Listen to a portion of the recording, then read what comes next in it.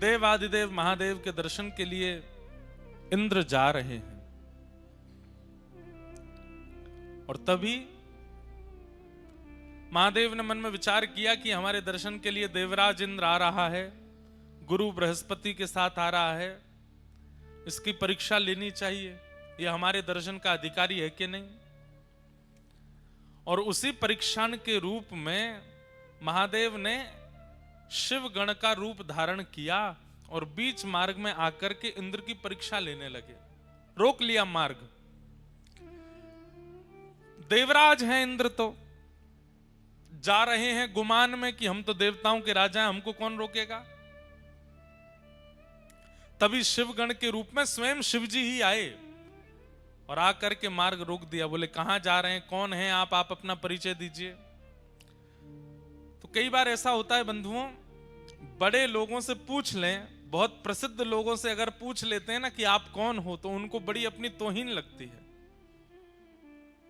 प्रसिद्ध लोगों को ऐसा लगता है कि हमसे ये क्यों पूछा कि हम कौन हैं। इसलिए प्रसिद्ध लोग अपने आसपास 15-20 लोग भी रखते हैं, वो तुम बता देना कौन है हम, हमको नहीं बताना पड़े अपना परिचय।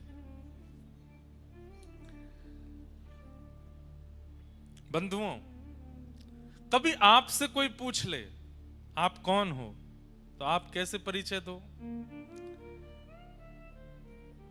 दासानुदास, ठाकुर जी की कृपा अभिलाषी, श्री प्रिया जी की कृपा की किंकरी पाना चाहते हैं, उनके दासों के चरणों के, उनके दासों के दासों के दास हैं, हम अमुक शहर से हैं, हमारा अमुक नाम है, ऐसा करके बता देना चाहिए। नाम वाम बहुत देर में बताना चाहिए। स्वयं का स्पष्ट परिचय नहीं देना चाहिए, और दें भी तो उसमें अत्यंत दैन्य के साथ देना चाहिए। दैन्य मतलब बहुत झुक करके, बहुत दीन बन करके अपना परिचय देना चाहिए। हम वो बात अलग है कि अब आप अमेरिका जा रहे हो, एम्बेसी में पूछ लिया जाए व्हाट्स योर नेम, अब आप वहां कहो दासानुदास कृपानु आदि आदि तो वहां तो स्थिति के अनुसार कोई राह चलता व्यक्ति पूछ ले, बस में बगल में बैठा व्यक्ति पूछ ले, फ्लाइट का व्यक्ति पूछ ले, ट्रेन में कोई पूछ ले, किसी नगर का कोई व्यक्ति पूछ ले, तो क्या अपना परिचय दो। बोले हम तो किशोरी जी के दास हैं।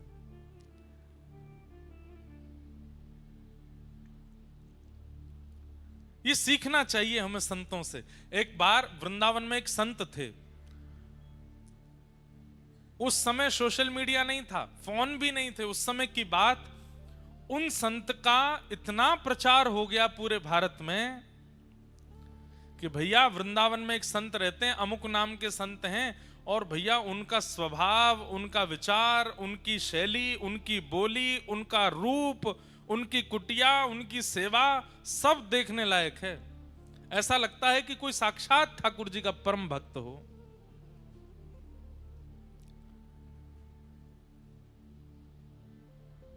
चित्रकूट में एक महात्मा को उनका यश सुनाई दे गया।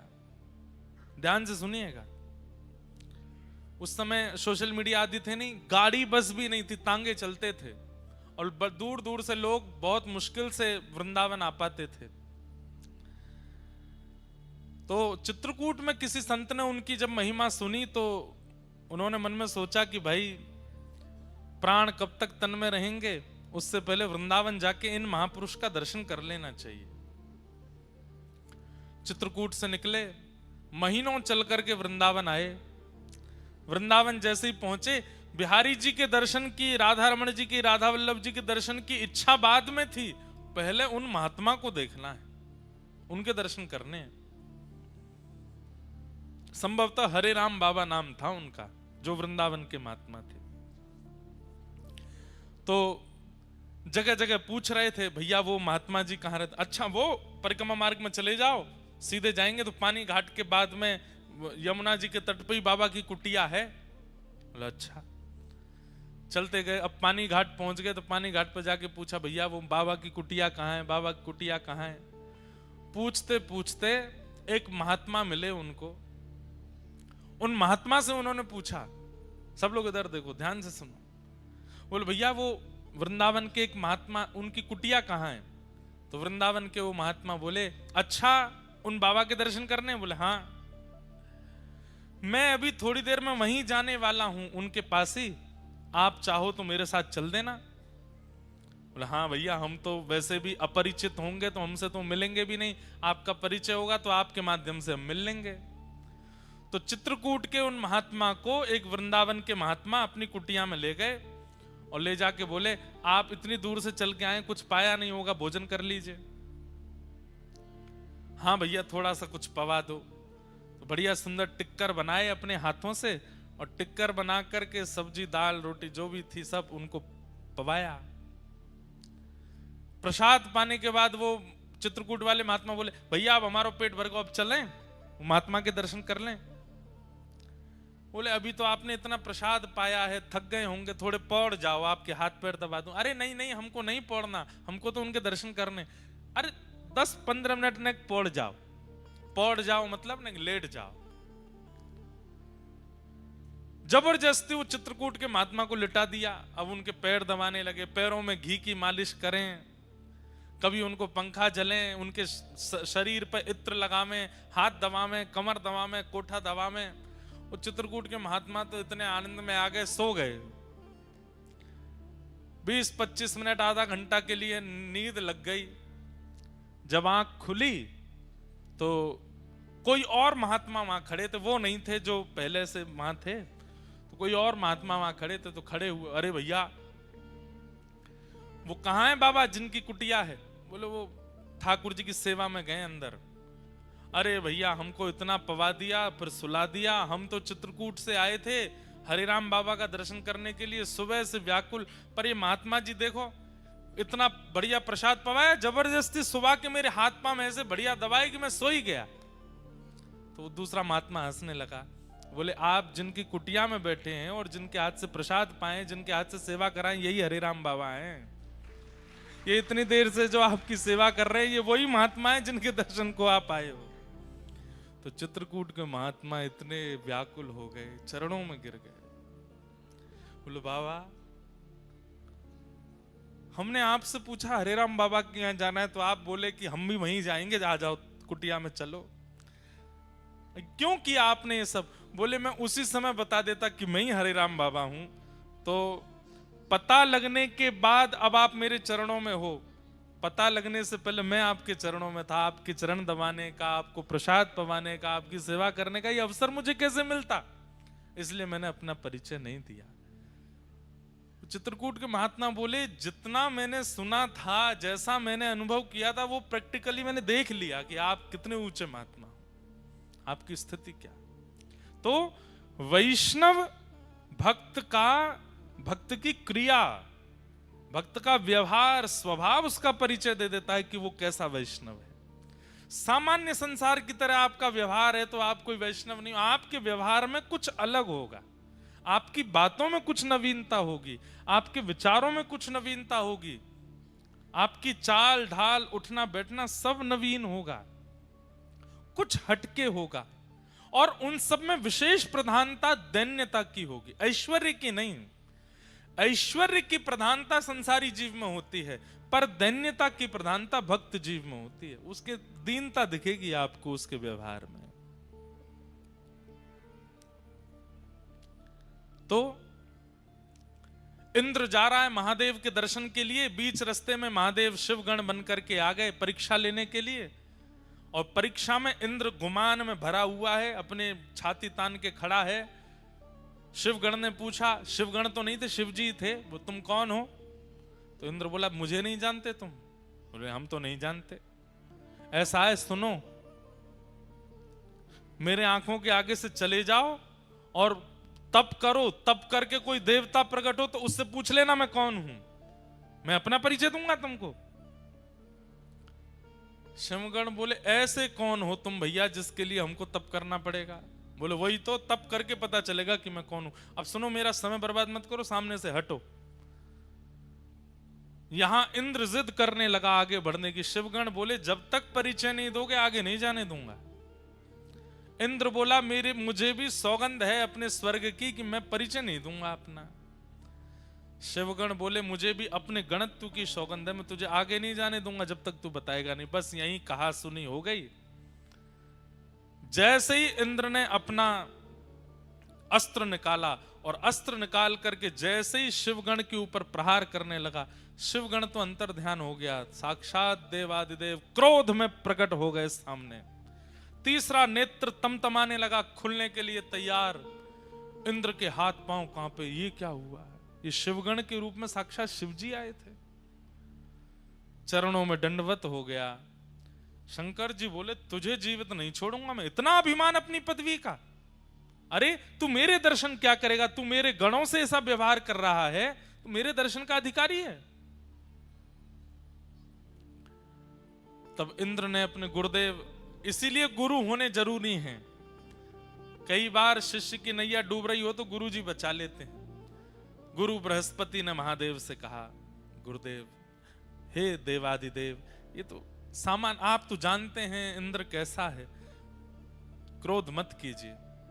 33 कोटि देवताओं के ऊपर इसका राज है, अगर इसे कुछ हो गया तो फिर स्वर्ग देव राजा विहीन हो जाएगा, दैत्य चढ़ाई कर देंगे। हे महादेव आप कृपा करो। तो महादेव का श्वास थोड़ी सी कम पड़ी और जैसे तैसे करके बोले गुरु की वजह से बच रहा है तू, नहीं तो आज तेरे प्राण पखेरु उड़ जाते। बृहस्पति बोले आप बस शांत हो जाओ, आप कुछ कहो मत। महादेव बोले कि अब मैं तो कुछ नहीं कहूंगा, लेकिन जो मेरे अंदर क्रोध प्रकट हो गया है वो बिना निकले मानेगा नहीं, उसे कहां भेजूं? बोले महाराज पृथ्वी में भेज देंगे तो प्रलय आ जाएगा, आकाश में डाल देंगे तो आकाश का भेदन हो जाएगा, लोक सब नष्ट हो जाएंगे। अथाह स्वरूप समुद्र का है, आप समुद्र में अपने क्रोध को विसर्जित कर दीजिए। तब महादेव ने अपना तीसरा नेत्र खोल करके उस प्रकट क्रोध को समुद्र में विलीन किया। समुद्र भी उस क्रोध के तेज को सह नहीं पा रहा था। भूचाल आ रहे थे, ज्वार भाटा आ रहा था, उष्ण हो गया समुद्र का जल। तब समुद्र ने भी प्रार्थना की, बोले महादेव आपके क्रोध को हम भी सहन नहीं कर पा रहे हैं, अब क्या करें इसका? तो बोले इसको फिर किसी एक रूप में प्रकट करके पृथ्वी पर इसको भेज दो। तब महादेव का वह क्रोध जो समुद्र भी सहन नहीं कर पाया, उसी ने एक रूप धारण किया और समुद्र से उसका प्रादुर्भाव हुआ, वही हुआ जलंधर। जलंधर इतना खतरनाक था कि महाराज देवता दैत्य सब थरथर कांपते थे उससे। महादेव का क्रोध है। जलंधर का विवाह हुआ वृंदा नाम की कन्या से। जलंधर वैसे ही इतना शक्तिशाली था, लेकिन वृंदा जैसी पतिव्रता पत्नी प्राप्त होने के कारण जलंधर का तेज, जलंधर का ऐश्वर्य, जलंधर का साम्राज्य और ज्यादा प्रगाढ़ होता चला गया। पतिव्रता नारी है वृंदा, अपने पति को परमेश्वर मानती है और उसके पातिव्रत के कारण जलंधर का जो बल है वो वैसे ही इतना बलवान था, लेकिन पत्नी के पातिव्रत के कारण वो और बलवान हो गया। इसलिए संसार में सबसे बड़ा व्रत यदि कोई है तो वो पातिव्रत है, पत्नी व्रत, पतिव्रत। यदि कोई व्यक्ति पतिव्रत का पालन करे, माताएं और भाई लोग पत्नी व्रत का पालन कर लें, कुछ नहीं करना, ना भूखा रहना है ना प्यास रहना, खूब चकाचक खाओ पियो आनंद करो, बस एक के ही रहो। अगर आपने ये निश्चय कर लिया तो आप संसार की किसी भी स्थिति को पार कर सकते हैं।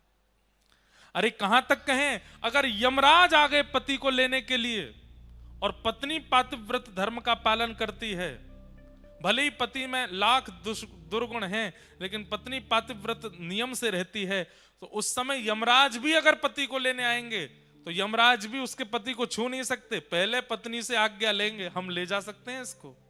कौन पत्नी चाहेगी कि मेरा पति जाए? कोई नहीं चाहती। सीधी बात, यमराज भी पति का स्पर्श नहीं कर सकते अगर पत्नी पतिव्रता है तो। पत्नी का स्पर्श यमराज नहीं कर सकते अगर पति पत्नी व्रता है तो। इतना बड़ा व्रत है। हम दुनिया भर के व्रत करते हैं पर इस व्रत में कहीं ना कहीं छूट जा रहे हैं। अब सुनिए, वृंदा का ऐसा पातिव्रत, पर देवताओं ने विचार किया ये पतिव्रता है, ये बहुत अच्छी बात है, पर ये जानते हुए भी कि पति कितना दुष्ट है, फिर भी पत्नी पतिव्रता है। तो ब्रह्मा आदि देवताओं ने कहा कि भैया वृंदा अपने पतिव्रत का पालन नहीं तोड़ सकती। तब ब्रह्मा जी से सब देवताओं ने कहा आप जाकर के जलंधर को समझाइए, वो आए दिन देवताओं पर आक्रमण करता है, यज्ञों का विध्वंस करता है। ब्रह्मा जी बोले मैं जाता हूं। ब्रह्मा जी गए जलंधर को समझाने के लिए। जलंधर ने ब्रह्मा जी के ही गला पकड़ लिया, इतना बलवान कि चतुरानन ब्रह्मा जी का गला पकड़ लिया, चारों आंखों से आंसू निकल आए। ब्रह्मा जी हाथ छुड़ा के भागे, युद्ध छिड़ गया देवता और जलंधर के बीच में। ब्रह्मा जी हार गए। देवताओं ने जाकर के प्रार्थना की, देवादिदेव महादेव शंकर जी से बोले महाराज आप कुछ करो। महादेव बोले मुझसे ही प्रकट हुआ है वो, और अपने से प्रकट हुए को मैं कैसे नष्ट कर सकता हूं, मैं तो नष्ट नहीं करूंगा उसको। तब ब्रह्मा जी ने मन में विचार किया कि ये शिव भक्त है बहुत बड़ा, और इसके बल में कटौती तभी आएगी जब इससे कोई शिवापराध बनेगा। ये शंकर जी का अपराध करे तब इसके बल में कटौती आएगी। तो बोले क्या करें? तो नारद जी को बुलाया, नारद जी को भेज दिया, बोले जलंधर के जाकर के कैसे भी शिवापराध कराओ। नारद जी महाराज बोले अभी करते हैं। नारद जी कौन है? स्पेशल रूप से एक प्रकार से देवताओं के डायरेक्टर हैं। ऐसी संरचना करते हैं मूवी की, फिल्म की, ऐसी स्क्रिप्ट लिखते हैं महाराज, अगर देवताओं में भी कभी अवार्ड फंक्शन होता होगा तो बेस्ट डायरेक्टर अवार्ड मिलता होगा नारद जी को। सब जगह ऐसी स्क्रिप्ट तैयार करते हैं। अब क्या किया? नारद जी पहुंच गए जलंधर के पास। जलंधर ने बड़ा स्वागत किया, आइए आइए आइए नारद जी। नारद जी सबके प्यारे हैं, दैत्यों के भी प्रिय हैं, देवताओं के भी प्रिय हैं, सबको प्रिय लगते हैं। नारद जी महाराज पहुंचे। नारद जी ने जाकर के कहा जलंधर तुम्हारे पास सब कुछ है। श्री सोमनाथ महादेव की जय। हमारे अर्पण महाराज जी सोमनाथ महाप्रभु हमारे सोमनाथ महादेव के श्री चरणों से पधारे हैं, आपको बारंबार प्रणाम। द्वारिकाधीश भी पधारेंगे, सोमनाथ जी भी आ गए, डाकोर जी भी आएंगे, सब आएंगे कथा में। और आचार्य स्वरूप में, वहां के प्रतिनिधि स्वरूप में, वहां के पुजारी जी, वहां के विद्वान जन ही यहां आकर के प्रतिनिधित्व करेंगे। प्रेम से सब लोग कहो श्री सोमनाथ महादेव की जय। हमारे अर्पण महाराज जी खूब स्नेह मानते हैं, और जब कभी भी गुजरात में कहीं कथा का क्रम होता है तो कृपा करके पधारते हैं महादेव का प्रसाद लेकर के। आपको बारंबार प्रणाम वंदन। कथा सुनिए सब लोग। नारद जी महाराज से देवताओं ने कहा आप कुछ करो। बोले क्या करना है? बोले जलंधर से शिवापराध कराओ। जब तक ये शिव जी का अपराध नहीं करेगा तब तक इसको हराना मुश्किल है। तो अच्छा, शंकर जी भी कह चुके हैं कि मैं इसको मारूंगा नहीं। क्यों? क्योंकि मुझसे ही प्रकट हुआ है। देवताओं ने कहा कैसे भी करके इससे शिवापराध बने, और इससे शिवापराध बनेगा तो शंकर जी को आना पड़ेगा इससे युद्ध करने के लिए, और शंकर जी आएंगे तो इसका नाश निश्चित हो जाएगा। नारद जी बोले ये तो हमारे बाएं हाथ का खेल, अभी करते हैं। तुरंत पहुंच गए नारद जी जैसे ही पहुंचे, जलंधर ने प्रणाम किया, पूरी सभा खड़ी होकर के दंडवत करने लगी, जय हो नारद जी महाराज को प्रणाम। नारद जी बोले, और जलंधर सब आनंद मंगल? बोले, भगवान सब आपकी कृपा है, देखिए ना मेरा दसों दिशाओं में कैसा यश हो रहा है, देवता थर थर कांपते हैं मेरे कारण। मैं स्वर्ग की ओर दृष्टि कर लेता हूं तो स्वर्ग में भूचाल आ जाता है, मैं चाह जाऊं तो समुद्र में लहरें नहीं आती, मैं चाह जाऊं तो सूर्य उदय नहीं होते, मैं चाह लूं तो 7 दिन तक चंद्रमा को प्रकाश देना पड़ता है, शीतलता देनी पड़ती है। आपकी कृपा से सब कुछ है भगवान, कोई कमी नहीं है मेरे पास में। नारद जी बोले, नहीं, तुम्हारे पास सब कुछ है, बस एक नहीं है। बोले, क्या? अति सुंदर पत्नी नहीं है तुम्हारे पास। जलंधर बोला, अरे मेरी पत्नी वृंदा, आपने देखा नहीं उसको, कितनी सुंदर है। बोले, ठीक है, सुंदर है तुम्हारी वृंदा पत्नी, पर इससे भी लाख गुना ज्यादा सुंदर एक है, वो तुम्हारे पास नहीं है। जलंधर तुरंत खड़ा हो गया, किसके पास है आप कहिए, और आप यहीं बैठे रहिएगा, मैं अभी लेके आऊंगा। बोले, देव आदिदेव महादेव के बगल में विराजमान श्री पार्वती जी, वो हैं सबसे सुंदर। जलंधर पहले तो रुक गया, वे तो मेरे इष्ट हैं, मुझे उन्होंने प्रकट किया है, मैं उनकी पत्नी कैसे ला सकता हूं। जैसे ये थोड़ा संकोच में आया, नारद जी उठने लगे, बोले, हमको पता था अभी तुम्हारी इतने दिग्गज नहीं हुए तुम, ठीक है तुम्हारा बल है, तुम्हारा प्रकाश है, तुम योग्य हो, पर इतने अभी नहीं हुए हो। नहीं नहीं नहीं नहीं, आप रुकिए, बैठिए, मेरे इष्ट हैं तो क्या हुआ, सब पर विजय प्राप्त कर ली, अब इष्ट पर ही विजय प्राप्त करूंगा। और तुरंत महाराज अपनी तलवार सेना लेकर के सीधा, सबसे पहले तो उसने शुंभ निशुंभ को भेजा, जाओ जाकर के महादेव से कह दो, मैं उनकी बड़ी प्रार्थना करता हूं, मैं उनको बहुत मानता हूं, मुझे युद्ध नहीं करना, वे मेरे राजी राजी अपनी पत्नी मुझे हवाले कर दें, मैं युद्ध नहीं करूंगा। शुंभ निशुंभ गए, प्रतीक्षा करता रहा, 5-6 दिन हो गए, पूछा, बोले भैया कहाँ है हमारे वो दोनों गण गए थे, तो बोले वो लौट के ही नहीं आए, महादेव ने मार दिया उनको। अच्छा, इसका मतलब ये भयभीत नहीं है मेरे प्रकोप से, मेरे बल से, मुझे बताना पड़ेगा। और तुरंत महादेव पर भी चढ़ाई कर दी, युद्ध करने लगा, महादेव से युद्ध करने लगा। है तो स्वयं महादेव का ही तेज, महादेव का ही क्रोध। अब यहां महादेव के अंदर भी क्रोध है, और वह क्रोध किससे लड़ रहा है? अपने ही उतने ही बलशाली क्रोध से लड़ रहा है। जितना बल, जितना पराक्रम, जितना तेज, जितना योग्य महादेव का क्रोध है, उतना ही योग्य तो वह भी है, क्योंकि वो वही तो है जिससे वो लड़ रहे हैं।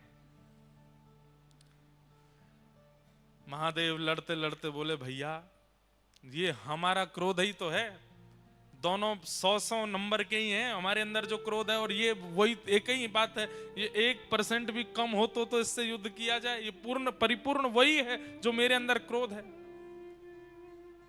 तब सब देवता बोले, अब तो एक ही उपाय है। बोले, क्या? नारायण के पास चलो। तब शंख चक्र गदा पद्मधारी नारायण के पास गए और कहा, भगवान अब आपको युद्ध भूमि में आना पड़ेगा, आप ही इसका नाश कर सकते हो, ब्रह्मा जी भी कर चुके, महादेव तो कर ही रहे हैं, अब आप और आओ।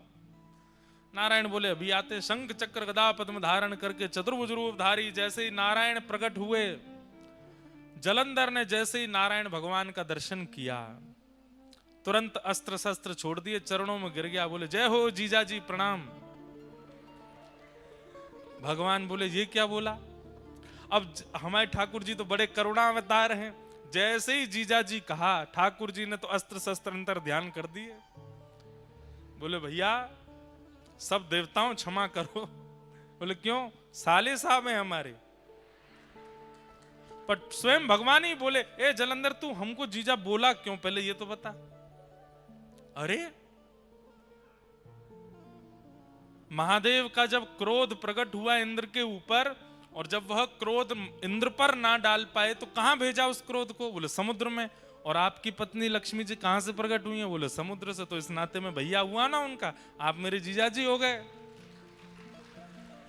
नारायण भगवान बोले भाई बढ़िया संबंध निकाला। देवताओं से कहा भैया आई एम सॉरी, अब इसको नहीं मारेंगे हम, ये तो हमारा साला है। अच्छा, उसने जीजाजी कहकर के प्रणाम जो किया तो लक्ष्मी भी प्रकट हो गई। अरे मेरे भैया, देवता तो बड़े भयभीत हो गए, बोले कि भाई अब क्या होगा। तुरंत ले गए नारायण भगवान को अपने घर में जाकर के स्थापित कर दिया। जलंधर ने पत्नी से कहा देवी तुम नित्य मेरी आराधना करती हो, अपना पातिव्रत धर्म का पालन करती हो, अब उसमें इनकी भी आराधना करो। अब जलंधर की स्थिति हो गई, वो और ज्यादा बलशाली हो गया। क्यों? नारायण कृपा हो गई उसके ऊपर। सब देवता बोले भैया, सब प्रकार के तरीके अपना लिए, कोई काम नहीं आया। तब देवताओं ने भगवान की स्तुति गाई और कहा भगवान अगर इसका नाश नहीं हुआ तो पृथ्वी नष्ट हो जाएगी कुछ दिनों में। पृथ्वी नष्ट नहीं, आप विचार कीजिए, जो अपने इष्ट अपने प्रकटकर्ता महादेव से युद्ध करने के लिए खड़ा हो सकता है, कल को वो आपसे युद्ध नहीं करेगा। अरे इसका बल जितना बढ़ता चला जाएगा, ये उतना ही अपने आप को श्रेष्ठ मानता हुआ सब पर हावी हो जाएगा, और एक दिन भगवान पदवी प्राप्त करने के लिए भी कुछ भी कर बैठेगा। इसका नष्ट करना बहुत जरूरी है। तब भगवान ने मूल बात बताई। क्या बात? ध्यान से सुनिएगा। बोले ना तो महादेव का क्रोध इसके काम आ रहा है, ना ही ब्रह्मा जी की कृपा इसके काम आ रही है, ना ही मेरे इसके घर में विराजने से इसका बल बढ़ रहा है। इसके बल का मूल स्रोत है इसकी पत्नी का पातिव्रत। देवताओं को भगवान ने समझा दिया। बोले कितना बड़ा व्रत है पातिव्रत। एक पत्नी यदि पतिव्रता हो जाती है तो तीनों देव लग जाते हैं उसको हराने में, लेकिन उस व्यक्ति का बाल बांका नहीं कर पाते। ये पातिव्रत का बल है, और इसका पातिव्रत जब तक नष्ट नहीं होगा तब तक इसका कुछ नहीं बिगाड़ पाएंगे। पातिव्रत नष्ट नहीं करना है, पर अगर व्रत से किसी गलत व्यक्ति का बल बढ़ रहा है तो उस व्रत को समाप्त करना पड़ता है। क्या करें? तो भगवान बोले अब हमको वृंदा को उसके पातिव्रत का फल देना है। और पातिव्रत का फल क्या है? कि पति रूप में साक्षात ठाकुर जी प्राप्त हो जाएं। ये पातिव्रत का फल है। और पातिव्रत के फल के रूप में जलंधर का रूप धारण करके स्वयं श्रीमन नारायण वृंदा के समीप आ गए। बंधुओं, ये वृंदा का पातिव्रत का फल मिला है उसको, कि सामान्य पति नहीं है, जिसके लिए मीराबाई कहती हैं ऐसे बर को बरे जो जन्मे और मर जाए, बलहारी श्री गोपाल जी, बर बर श्री गोपाल जी, जासो चुड़ लो मैं हुए जाए। श्री गोपाल जी पति बन करके आ जाएं, ये तो मीराबाई की इच्छा है। इसके लिए मीराबाई कितनी रोई हैं, कितनी पीड़ा में रही है, तब जाकर के ठाकुर जी ने उनको वो फल दिया। आज वृंदा को वो फल क्यों दे रहे हैं? क्योंकि उसका पातिव्रत श्रेष्ठ है। और भगवान ही जलंधर के रूप में आकर के वृंदा के सामने खड़े हो गए, और जैसे ही अपने पति के अलावा अन्य की चरणों में प्रणाम करके उनका तिलक किया, उनकी आरती उतार करके, न्यौछावर करके, जल उबार करके, प्रसाद पवा करके उच्छिष्ट पाया, वहां जलंधर जिसके लिए वो पातिव्रत करती थी, उसका बल क्षीण होने लगा। क्यों? क्योंकि अब एक प्रकार से जिसके लिए व्रत था, जिसके लिए नियम था, जिसको निहारती थी, जिसके लिए सब कुछ करती थी, वो तो अब ठाकुर जी बन के आ गए ना, तो ठाकुर जी के लिए हो गया। जैसे ही ठाकुर जी के लिए व्रत हुआ, जलंधर के लिए जो व्रत हो रहा था उसका नाश हो गया, और वहां रणभूमि में देवताओं के द्वारा जलंधर का वध हो गया। जलंधर का सर धड़ से अलग हुआ, और सर से धड़ से सर अलग होकर के सीधा आके पड़ा वृंदा की गोद में। जैसे ही अपने हाथ में गोद अपने पति का मुख देखा, देख करके विचलित हो गई। सामने देखा तो सामने जलंधर बैठा है, और गोद में देखा तो मुखमंडल है। तुरंत रोने लगी, आप कौन हैं? मुझे अपना रूप दिखाइए। तुरंत शंख चक्र पद्म धारी ठाकुर जी प्रकट हो गए। वृंदा, तेरे पातिव्रत से प्रसन्न होकर के मैंने तुझे फल दिया, तेरे पति रूप में मैं ही आया हूं। वृंदा बोली, मेरा सौभाग्य कि आप मेरे पति रूप में आए, लेकिन आप छल करके क्यों आए? आप अपने वास्तविक रूप में आकर के मुझे स्वीकार कर लेते। मेरे पति का रूप धारण करके आपने मेरे पातिव्रत को नष्ट क्यों किया? ठाकुर जी बोले, अगर हम वास्तविक रूप में आते तो तुम इतनी बड़ी पतिव्रता हो कि हमको स्वीकार ही नहीं करती, इसलिए हमको तुम्हारे पति का रूप धारण करके आना पड़ा।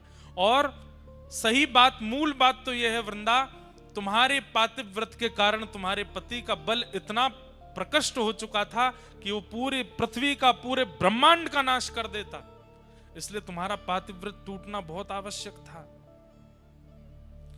वृंदा बोली, आपने मेरा पातिव्रत नष्ट कर दिया? बोले जी। अब मैं आपको श्राप देती हूं। क्या? कि आप पत्थर बन जाओ, आप एक शिला का रूप धारण कर लो। भगवान बोले, तब भी हम तुम्हें तो नहीं छोड़ेंगे, तुम भी एक तुलसी का पौधा बन जाओ। तुम संग रहोगी तो पाएंगे, तुम संग रहोगी तो बैठेंगे, तुम संग रहोगी तो पिएंगे, क्योंकि तुम्हारे पातिव्रत से प्रसन्न होकर हमने तुमको अब चुन लिया है। अब तुम चाह करके भी हमसे दूर नहीं जा पाओगी। हमारे बिना तुम नहीं रहोगी, और तुम्हारे बिना हम नहीं रहेंगे। भगवान एक लीला में कितनी लीलाएं प्रकट करते हैं हम नहीं जानते। एक वैश्या ने भगवान के लिए तप किया, और तप करके जब भगवान प्रकट हुए तो भगवान से वरदान मांगा। जैसे श्री यशोदा जी को आप सुख देते हैं, उनकी कोख से आप जन्म लेते हैं, जैसे कौशल्या जी के गर्भ से आप जन्म लेते हैं, ऐसी मेरे गर्भ से भी आपका जन्म हो, ऐसी कृपा कर दो। भगवान बोले, कौशल्या जी के गर्भ से, यशोदा जी के और देवकी मैया के गर्भ से तो हम एक ही बार जन्मे, पर हम तुम पर कृपा करते हैं कि हम तुम्हारे गर्भ से जन्म लेते ही रहेंगे। एक जन्म नहीं, अनेक जन्म होंगे। कैसे? बोले, तुम गंडकी नाम की नदी बनोगी, और वृंदा के श्राप से हम शालिग्राम बनेंगे। और जब तक पृथ्वी पर सूर्य चंद्र हैं, जब तक पृथ्वी का अस्तित्व है, तब तक गंडकी में से हम प्रकट होते ही रहेंगे, आते ही रहेंगे, जीव मानव पर कल्याण करते रहेंगे। तो यहां वृंदा ने श्राप दिया कि आप पाषाण बन जाओ। सब घबरा गए। ठाकुर जी बोले, बिल्कुल चिंता मत करो, ये भैया सब हमारी लीला ही है। ये पाषाण का श्राप देगी तभी उस वैश्या के वरदान को हम पूर्ण कर पाएंगे। वो नदी बन करके गंडकी आ गई, अब हम जा रहे हैं, हम शालिग्राम बन के आएंगे, लेकिन हमारी भी शर्त है। क्या? तुम भी एक तुलसी का झाड़ बनोगी, और जब तक तुम नहीं पधराई जाओगी तब तक हम प्रसाद नहीं पाएंगे, तब तक हम जल नहीं पिएंगे, तब तक हम कुछ भी नहीं करेंगे। अरे आसन पे भी जब तुम रखी जाओगी तो ही बैठेंगे, तो नहीं बैठेंगे। एक क्षण के लिए भी तुलसी शालिग्राम जी से दूर नहीं होती। ये भगवान ने वरदान दिया। एक राक्षस ने भी भगवान की तपस्या की, तपस्या करके ठाकुर जी से मांगा। भगवान जब प्रकट हो गए, वरदान मांगो, क्या चाहिए? राक्षस बोला, प्रसन्न हासा रुड़लो चलो लसत। जब आप ठाकुर जी मुस्कुराते हैं तो आपके गाल बड़े प्यारे लगते हैं मुझको। राक्षस मांग रहा है।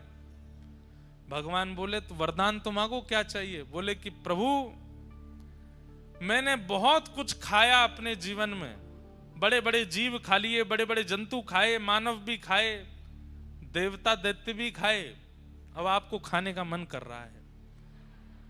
भगवान बोले तू मुझे खाने के लिए तपस्या कर रहा था? बोले हाँ, मुझे पता चला कि आप मिलते नहीं हो, आप तभी प्रकट होते जब आप कोई तप करता है, तो मैंने इसीलिए तप किया 1000 वर्ष तक कि आप प्रकट हो जाए तो मैं वरदान में आपको खाने के लिए मांगूं। भगवान बोले वाह भैया, कैसे खाओगे? बोले आ जाओ मेरे पास, आपको लेकर के खाना शुरू करूं, आपके गाल पहले खाऊंगा, आपके हाथ फिर खाऊंगा, फिर चरण खाऊंगा। ठाकुर जी बोले भैया देखो, इस रूप में तो संभव नहीं है, तुम अगर हमारे पास आए भी तो इतनी योगनियां, इतनी शक्तियां चारों तरफ हमारे रहती हैं कि तुम जल करके नष्ट हो जाओगे, तुम्हारी इच्छा पूरी करेंगे। बोले क्या? कालांतर में तुम एक कीड़ा बन करके गंडकी नदी में जाओगे और जब हम वहां शालिग्राम बन करके आया करेंगे तुम हमें ही खाया करोगे, उसी से ही हमारे अंदर रूप प्रकट होने लग जाएंगे, तुम्हारी इच्छा पूरी हो जाए, खूब खाना, झिक करके खाना। तो गंडकी में, शालिग्राम जी में कभी कभी आकृतियां प्रकट हो जाती हैं, वो आकृतियां उस राक्षस को ही शाप दिया भगवान ने खाने का, वो खाता है ठाकुर जी को। हमारे ब्रज में तो एक पद गाते हैं, पद गाते हैं मतलब उस भाव से गाते हैं होली में, खा जाऊं तेरो गाल बड़ो मीठो, खा जाऊं तेरो, हारे खा जाऊं तेरो, हम्बे खा जाऊं तेरो। जब ठाकुर जी गाल में लाल लाल गुलाल लगा करके आते हैं तब गोपियां गाती हैं, लाला इतनो चोखो लग रहा है, ऐसा मन कर रहा तेरो गाल खा जाएं। ये प्रेम के भाव में, जैसे छोटे बालक होते हैं गदमदरा से, उनको देख के मन होता है, मन ऐसा करे या खा जाए, या कि हाथन ने खा जाए, पामन ने खा जाए, इतना बढ़िया। ऐसे ठाकुर जी के लिए तो एक राक्षस ने मांगा कि मैं आपको खाऊं, तो ठाकुर जी उसके लिए शालिग्राम बन गए, बोले खाना। तो कितनों की इच्छा पूर्ति एक श्राप से हुई। वृंदा ने श्राप दिया कि आप पाषाण बन जाओ, भगवान बोले ठीक है। एक वैश्या ने वरदान मांगा था तो उसके गर्भ से हम जन्मेंगे, वो गंडकी बनेगी और हम शालिग्राम। एक राक्षस ने मांगा था कि वो खाना चाहता है, तो वो भी पेंडिंग बैठा है, कब उसको वरदान पूरा करें, शालिग्राम रूप को ही खाया करेगा वो। लेकिन वृंदा देवी तुम हमसे दूर नहीं रह पाओगे। अच्छा, ये तो केवल एक कथा थी, पर वास्तविकता भूमंडल पर वृंदा को प्रकट करने के लिए कोई चाहिए। जैसे राम जी को आने के लिए दशरथ और कौशल्या चाहिए, ठाकुर जी को आने के लिए देवकी वसुदेव चाहिए। विश्व का कल्याण करने वाली बंधुओं, दो ऐसे रत्न हैं हमारी पृथ्वी पर, इन रत्नों का नित्य आश्रय लेने वाला व्यक्ति कभी यमलोक के दर्शन नहीं करता। उसमें पहला श्री गौ माता और दूसरी वृंदा देवी तुलसी महारानी।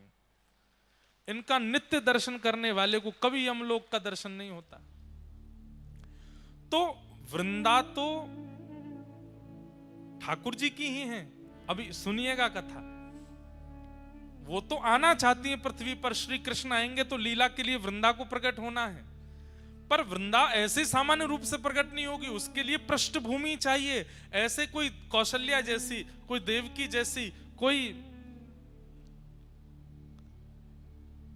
यशोदा जैसी मां चाहिए। तो भगवान ने जलंधर की पत्नी वृंदा को माध्यम बनाया। क्यों? श्राप देने के बाद में वृंदा ने प्रण लिया कि मैं अब अपने पंच भौतिक देह को नष्ट कर दूंगी। और जैसे ही वृंदा ने अपने शरीर को जलाकर के भस्म बनाया, भस्म जैसे ही बनी, ठाकुर जी ने गोलोक धाम की ओर देखा और श्री गोलोक धाम से श्री वृंदा देवी की मंजरियों को लाया गया और भगवान ने कहा अब पृथ्वी पर सबसे शुद्ध तुलसी के प्राकट्य होने की अगर कोई पृष्ठभूमि है, कोई मिट्टी है, कोई रज है, तो वो वृंदा, पातिव्रती वृंदा की ये शरीर की जो भस्म है ये है। इसमें इन मंजरियों को बो दो। जैसे ही तुलसी की मंजरियां उस भस्म में बोई गईं, उसी भस्म से, उसी रज से, जो पतिव्रता नारी वृंदा थी उसके शरीर की रज से जो प्रकट हुई वही है श्री तुलसी महारानी। बोलो तुलसी महारानी की जय। भगवान बोले अब मंगल होगा विश्व का मंगल करने वाली अब तुलसी जी गोलोक धाम से भूमि पर प्रकट हो चुकी हैं। सामान्यतया तुलसी जी को नहीं लाया गया, तुलसी जी के लिए कितना बड़ा योजना बनाई गई। बोले अखंड पतिव्रता नारी होगी, उसके कोख से तुलसी जी प्रकट होंगी। पर तुलसी जी क्योंकि एक वृक्ष के रूप में प्रकट होने वाली हैं, तो इनके लिए कोख क्या है? रज। कोख क्या है? मिट्टी। और वो कैसे बने? बोले एक पतिव्रता नारी जब अपने शरीर का त्याग करके रज बन जाएगी तो उससे प्रकट होंगी तुलसी। तो वृंदा जी की रज से तुलसी महारानी प्रकट हुई और तभी देवी देवता प्रकट हो गए। क्यों? नारायण भगवान तो धीरे धीरे पाषाण बन गए, शालिग्राम बन गए, और यहाँ वृंदा महारानी तुलसी जी के रूप में प्रकट हो गई। तुरंत देवी देवता आए, आकर के गठबंधन किया और तुलसी शालिग्राम जी का विवाह कर दिया, दोनों को एक कर दिया आज ही के दिन। इसलिए आज तुलसी शालिग्राम विवाह महोत्सव भी है, तुलसी शालिग्राम जन्म महोत्सव भी है। आज शालिग्राम जी की जन्म तिथि भी है, तुलसी जी की जन्म तिथि भी आज ही के दिन प्रकट हुई है, आज ही के दिन इनका प्रादुर्भाव हुआ है। ऐसी वृंदा महारानी तुलसी महारानी को हम बारंबार प्रणाम करते हैं, शालिग्राम प्रभु को हम बारंबार वंदन करते हैं। बंधुओं, हमारे कई शास्त्रों के अनुसार माताएं शालिग्राम जी की पूजा नहीं करती, पर माताओं को विशेष रूप से तुलसी जी की पूजा करने का अधिकार है। भाई लोग शालिग्राम जी की पूजा करें और माताएं तुलसी जी की आराधना करें, शालिग्राम जी से भी अधिक फल मिलता है तुलसी जी की पूजा करने से। कहते हैं जिस घर में तुलसी जी विराजमान होती हैं उस घर में कभी यमराज नहीं जाते। जिस घर में तुलसी जी की आराधना होती है विधिवत रूप से, उस घर में पितरों को तर्पण आदि किया जाता है, पितरों का पिंडदान आदि किया जाता है। पर वास्तविकता में जिस घर में तुलसी हरी भरी खूब मात्रा में विराजमान होती हैं, उस घर के पितृ मुक्त हो ही जाते हैं। जिस घर में चंदन घिसने के बाद में तुलसी जी को थोड़ा सा, तुलसी जी की जो काष्ठ होता है या तुलसी जी का पत्र घिस करके चंदन में अगर मिला दिया जाए थोड़ा सा, और उसको ठाकुर जी को निवेदित किया जाए, फिर ठाकुर जी को निवेदित करने के बाद अपने अंग पर लगाया जाए, तो जन्म से लेकर के तुलसी अंकित चंदन लगाने तक, उस दिन तक जितने पाप बने सब नष्ट हो जाते हैं तुलसी जी का चंदन लगाने से। तुलसी जी के जो काष्ठ हैं, तुलसी जी की जो लकड़ी होती है, हमने परम पूजनीय प्रातः स्मरणीय श्री मलुकपीठ वाले महाराज जी को देखा। इतनी बड़ी तुलसी जी की काष्ठ एक रहती है उनके पास, उसमें नित्य अग्नि प्रज्वलित करते हैं और उस तुलसी जी के काष्ठ की अग्नि से 1000 दिए जलाते हैं महाराज जी नित्य संध्या में शाम को। तो हमने महाराज जी से पूछा, मैंने महाराज जी इसका क्या फल है? तो महाराज जी बोले तुलसी जी के काष्ठ से एक दिया प्रज्वलित करने से 1000 दिए प्रज्वलित करने का फल मिलता है। दिए प्रकट करते ही ठाकुर जी को जब अर्पित किए जाए, ठाकुर जी बड़े प्रसन्न हो जाते हैं। पर तुलसी जी के काष्ठ से जब दिया जलाया जाता है तो एक दिया जलाने के 1000 दिया जलाने का फल, मतलब ठाकुर जी अत्यंत प्रसन्न हो जाते हैं। लेकिन महाराज जी 1000 दिए जलाते हैं नित्य एक तुलसी काष्ठ से, और इतने छोटे छोटे छोटे छोटे दिए 1000 दियों का एक इतना बड़ा बना लेते हैं, उसको प्रज्वलित करते हैं और फिर ठाकुर जी की आरती करते हैं उससे। ठाकुर जी इतने प्रसन्न होते हैं उससे। तो हरी भरी तुलसियों तब मत कुछ करना जब काष्ठ कहीं तुलसी जी के आसपास कहीं प्रकट हो जाए, टूट के अपने आप नीचे आ जाए, उसको संभाल के रख लीजिए। नित्य उस काष्ठ में थोड़ी अग्नि प्रज्वलित करो, उससे दिया जलाओ। दिया जलाने के बाद उस अग्नि को बुझा के उसकी रज अपने माथे से लगा के काष्ठ को रख दो। इतने प्रसन्न होते हैं ठाकुर जी उससे, प्रकट दिए से आरती करने से। अभी तो कार्तिक का महीना, हमारे यहाँ तो तुलसी जी से ही आरती करते हैं वृंदावन में। ठाकुर जी बहुत प्रसन्न होते हैं। तुलसी जी जिस गमले में लगी हो उसकी रज, तुलसी जी की रज लेकर के कभी कभी आप तिलक धारण कर सकते हैं, और वह तिलक धारण करने से शरीर में अगर कोई बहुत गंभीर बीमारी, और सबसे बड़ी बीमारी तो भैया आजकल बुद्धि में आ जाती है, विचारों की बीमारी, नकारात्मक बीमारी, शक पैदा होने वाली बीमारी, और सही बात है गलत मार्ग पर चलने वाले विचार चित्त में आने लगते हैं। तुलसी जी की रज अपने माथे से लगाने से और माथे पर रज लगा के ठाकुर जी की आराधना करने से विचार शुद्ध होते हैं। बड़ी महिमा है तुलसी जी की। ऐसी तुलसी महारानी को हम बारंबार प्रणाम करते हैं। इस भाव से आज के दिन श्रीमन नारायण शालिग्राम रूप में प्रकट हुए और तुलसी जी के साथ में उनका विवाह। कभी आप लोग हनुमान चालीसा का पाठ करते हैं, अपनी गुरु परंपरा का पाठ करते हैं। अरे छोटे छोटे बच्चे अध्ययन भी करते हैं, अपने पढ़ाई स्कूल की कर रहे हैं, तो तुलसी जी का गमला तो बहुत सामान्य, उठा करके अपने कक्ष में विराजमान कर लो पढ़ते समय, और अपने पास में तुलसी जी रख करके आप पढ़ना प्रारंभ कीजिए। जो पढ़ेंगे भूलेंगे नहीं। ये एग्जाम देने वाले बच्चों को एक हम युक्ति बता दे रहे हैं।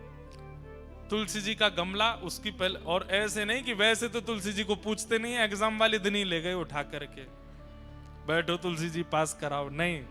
तुलसी जी की नित्य आराधना आज से ही शुरू कर दीजिए। आज्ञा लेकर के तुलसी जी के पत्र तोड़ने चाहिए। द्वादशी के दिन तुलसी जी के पत्र नहीं तोड़ने चाहिए।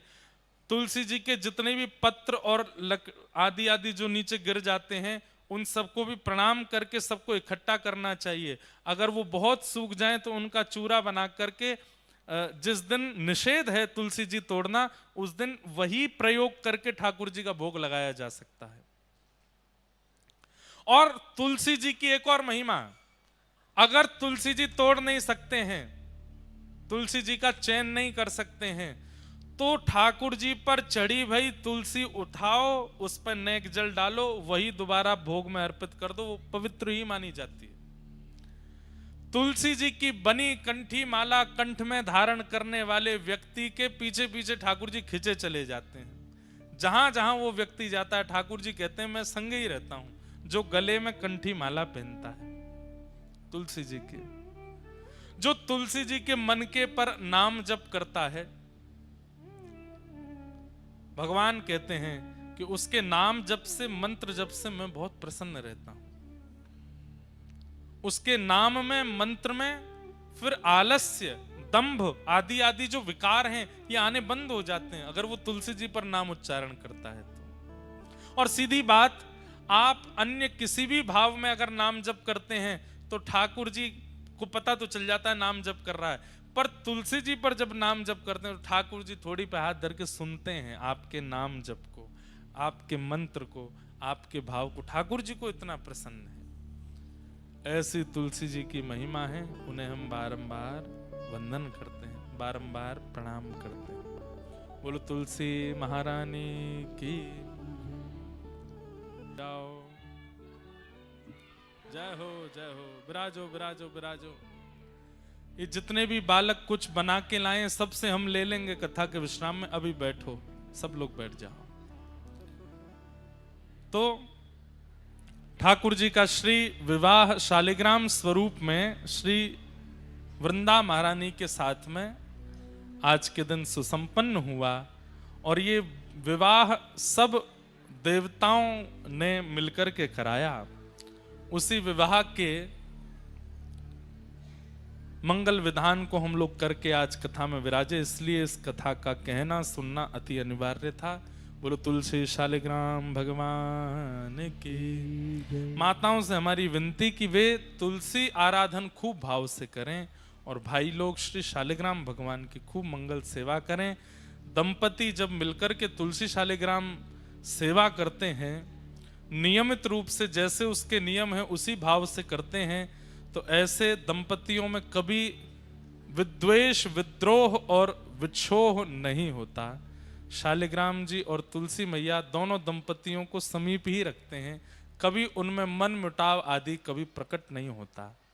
इस प्रकार से आज के मंगल भाव को प्रणाम। जन्माद्यस्य यतोऽन्वयादितरतः चार्थे स्वविज्ञस्वराट् तेने ब्रह्महृदायादि कवये मुह्यन्ति यत्सूरयः तेजो वारिमृदां यथा विनिमयो यत्र त्रिसर्गो मृषा धाम्ना स्वेन सदा निरस्तकुहकं सत्यं परम धीमहि। बंधुओं, हमें ऐसा संकेत प्राप्त हुआ आज कि कई बालक और कई लोग गुजरात के दीक्षा क्रम के बारे में जानकारी चाह रहे हैं। तो उन सब के लिए हमारी ऐसी प्रार्थना है, आगामी 4 तारीख को, यानी कि आज 2 है, कल 3, परसों 4 तारीख को वैकुंठ चतुर्दशी है। और वैकुंठ चतुर्दशी हमारे श्री वैष्णव संप्रदाय में उसकी बड़ी महत्ता है।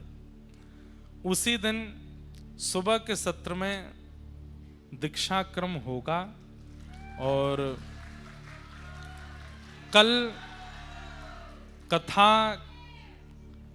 कथा प्रारंभ से पूर्व, मतलब यहाँ 7:30-8 बजे तक कथा का समय है, लोग बाग भोजन करके आते हैं, तो इसलिए उससे पूर्व आकर के 6 बजे यहाँ पर नामांकन होंगे। सब लोगों को अपना नाम, पता, गोत्र सब यहाँ लिखवाना है। जिनकी दीक्षा होनी है परसों केवल वही लोग। यहाँ 6 बजे से लेकर के और 7:30 बजे तक के लिए बाहर एक काउंटर लगेगा, वहाँ अपना नाम, पता, गोत्र। वैसे हमारा मन तो नहीं था, अब अगले वर्ष का ही क्रम था, पर बहुत भावनाएं आई तो फिर गुजरात बार बार आना नहीं होता। वैसे हम आ रहे हैं दोबारा गुजरात जनवरी में। 2 जनवरी से लेकर के 8 जनवरी तक गुजरात के बड़ोदरा में भागवत की कथा है और वहाँ नव वर्ष 2026 के उपलक्ष्य में आप सब लोगों के बीच में श्री वृंदावन प्रकट उत्सव श्रीमद् भागवत की कथा हम लोग श्रवण करेंगे। तो वैसे तो उसमें भी है, लेकिन तब शायद व्यस्तता ज़्यादा रहेगी, इसलिए गुजरात के जितने भी वैष्णव हैं वो जो दीक्षा के इच्छा बहुत ज़्यादा रखते हैं, वे लोग कल यहाँ 6 से 7:30 बजे तक नामांकन करा सकेंगे और परसों सवेरे लगभग 8 बजे से दीक्षा का क्रम होगा। और कहाँ क्रम होगा वो जब आप नामांकन कराएंगे तो आपको एड्रेस पता चल जाएगा। वहाँ सब लोग आकर के 8 बजे उपस्थित हो जाएंगे। 9 बजे से वहाँ दीक्षा क्रम प्रारंभ होगा, आपको 8 बजे पहुँच जाना है। 9 बजे से वहाँ दीक्षा होगी। एक बात बहुत ध्यान से सुनिएगा, जब दीक्षा देने के लिए अपनी आचार्य परंपरा का आवाहन करके हम बैठते हैं